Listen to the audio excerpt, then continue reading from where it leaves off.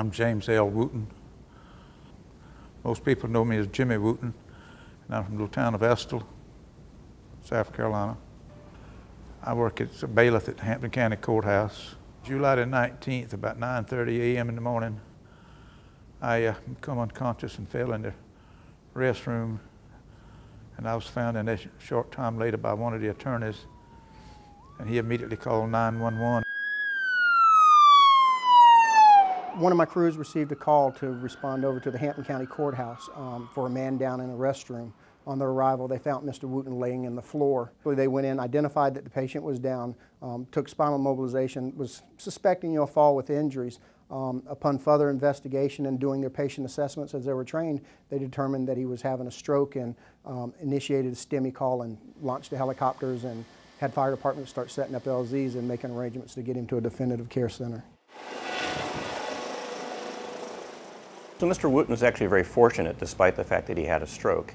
He had a stroke in a place that was well visualized. People found him down, recognized that he was having a stroke, or at least concerned about having a stroke, and they quickly activated our air medical transport services. So he was able to get from a remote scene to a comprehensive stroke center very, very quickly because of the use of a helicopter.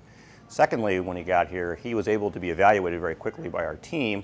He had some special imaging performed on his brain which showed us that he had a very special kind of clot that would be amenable or suitable for going to our cath lab. So he actually went from the scene with a bad stroke to a comprehensive stroke center in a very quick fashion. The stroke was confirmed in a very quick fashion, and his blood vessel was reopened very quickly because of the services we have available for him. I remember Dr.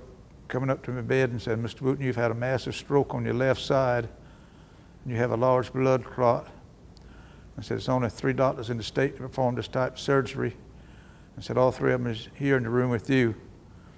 And that was a good feeling, knowing that I was in good hands. We have a REACH system which involves telemedicine, so hospitals who are initially evaluated in an outside hospital and we feel would be benefited from coming to a comprehensive stroke center can get here much faster.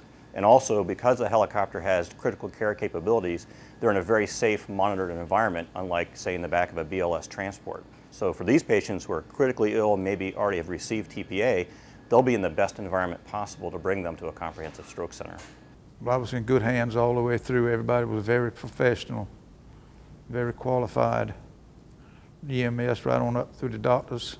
I was just at the right place at the right time.